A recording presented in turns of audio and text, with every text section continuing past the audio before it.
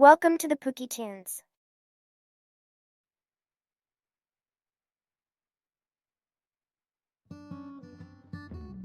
College में गर्मियों की छुट्टियां होने पर राधिका और रोहन अपने दोस्त मनोज और शिल्पा के साथ परिवार के पुराने फार्म हाउस पर घूमने जाने का प्लान बनाते हैं। गाइस, तुम दोनों को वो फार्म हाउस बहुत पसंद आएगा। बचपन से ही वो मेरी और रोहन की सबसे पसंदीदा जगह रही है। पर मैंने तो इतने सालों में तुम्हारे मुंह से कभी फार्म हाउस का नाम तक नहीं सुना। बचपन में फार्म हाउस जाते थे, लेकिन फिर अचानक सबने वहाँ जाना बंद कर दिया और वजह कभी किसी ने बताई नहीं। पर अब हम चारों मिलकर वहाँ धमाल करेंगे। इसी तरह बातें करते कुछ घंटों का सफर तय कर चारों शहर से दूर ऊंची पहाड़ी पर बने राधिका और रोहन के फैमिली फार्म हाउस पर पहुंच जाते हैं। वाह यार, ये तो बड़ा ही सुंदर है। पूरा घूमोगे तो और अच्छा लगेगा, लेकिन उससे पहले सब फ्रेशन अप हो जाओ, फिर साइट सीइंग के लिए जाएंगे।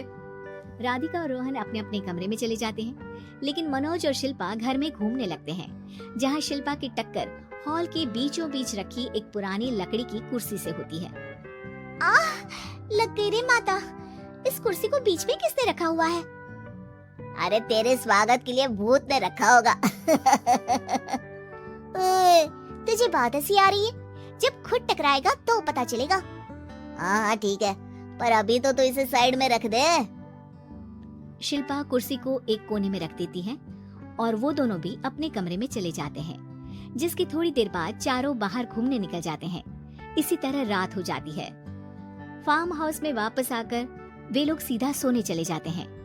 आधी रात को मनोज की नींद खुलती है। बड़ी तेज प्यास लगी है, पानी साथ लेकर सोना चाहिए था। हाँ, अब रसोई तक जाना पड़ेगा। मनोज आंखें मलते हुए कमरे से हॉल में आता है और अचानक रास्ते में रखी कुर्सी से टकराकर जमीन पर गिर जाता है। अरे मर गया रे दादा। शिल्पा सही बोल रही थी, बड़ी तेज लगती है ये कुर्सी तो, पर इसे दोबारा बीच में किसने रखा? मनोज एक बार फिर उस लकड़ी की कुर्सी को कोने में रख पानी पीकर कमरे में चला जाता है। अगली सुबह जैसे ही चारों की नींद खुलती है तो उन्हें अपने बेड के पास साइड टेबल पर चाय का कप रखा मिलता है, जिसे देख वो खुशी खुशी चाय पीकर तैयार होकर कुछ देर बाद हॉल में मिलते हैं। थैंक यू यार राधिका, मुझे नहीं पता था कि तू इतनी अच्छी चाय बनाती है। वैसे मुझे उस बेड टी की बहुत जरूरत थी। ये और चाय, अरे इसे तो पानी तक उबालना नहीं आता। मतलब तूने हमारे लिए चाय बनाई क्या दोस्त? अरे चल पागल है क्या, इतना भी प्यार नहीं है मुझे कि तुम्हारे लिए बेड टी बनाऊं। चाय पर ये चर्चा करते हुए मनोज जैसे ही पीछे मुड़ता है तो एक बार फिर लकड़ी की पुरानी कुर्सी से टकराकर उस पर गिर जाता है। हाय रब्बा, अरे चाय छोड़ो, पहले ये बताओ कि इसे बार बार बीच में कौन रखता है? कल रात ही मैंने इसे साइड किया था। तुम पहले ये बताओ कि चाय किसने बनाई थी? सबकी बातों को कुछ देर ध्यान से सुनने के बाद राधिका हैरानी से कुर्सी की तरफ देखने लगती है। भूत दीदी। राधिका की बात सुन आपस में झगड़ रहे सारे दोस्त शांत हो जाते हैं। ये क्या बोला अभी तूने? अरे पर अब वो यहाँ कैसे हो सकती हैं? क्यों नहीं हो सकती? हमने यहाँ आना छोड़ा था, पर उन्होंने तो घर नहीं छोड़ा ना। और याद करो, ऐसे बेड के पास कप रखना और कुर्सी को कमरे के बीच में रखना, ये सब वही तो करती थी। ये तुम दोनों किसकी बात कर रहे हो? अरे जो भी हो, कुछ अच्छा तो बिल्कुल नहीं लगता। अब देखो, डरने की कोई जरूरत नहीं है। वो सालों से इस घर में रहने वाली भूत दीदी है। वो बचपन से ही हमारे यहाँ आने पर एक बड़ी बहन की तरह हम दोनों का ख्याल रखती है। ओए, पगला गया है क्या? शिल्पा, मुझे यहाँ नहीं रहना, तू भी मेरे साथ ही चल। ये दोनों तो पागल हो गए हैं। जहाँ मनोज डर से वापस जाने की बात कर रहा होता है, वहीं शिल्पा अपने फोन में बिजी होती है। क्या तुम्हें यहाँ की सिचुएशन समझ में नहीं आ रही जो फोन में लगी हो? जिसे जो करना है करो, मैं तो जा रहा हूँ।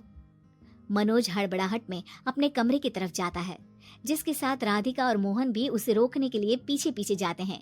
लेकिन शिल्पा, वो तो अभी भी फोन में लगी रहती है। कुछ देर बाद जब वो तीनों दोबारा हॉल में वापस आते हैं तो शिल्पा को सबके पैक्ड बैग्स के साथ देखकर हैरान रह जाते हैं। ये सब क्या है शिल्पा? यहाँ हम इसे समझा रहे हैं और तुम हमारे बैग्स भी पैक कर कर लेकर आई। अरे आखिर में फोन से बाहर निकलकर कुछ किया तो सही इसने।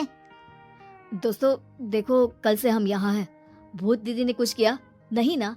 फिर डर क्यों रहे हो? 4 दिन और रुकोगे तो पता चलेगा कि क्या होगा। मतलब?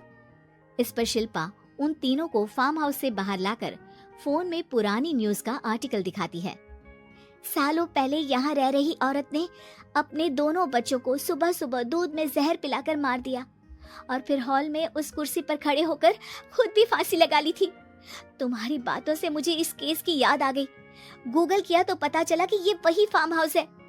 अभी भी यहाँ रहना चाहते हो, जिससे कुछ दिनों में वो सबको थोड़ा थोड़ा जहर देकर मार दे?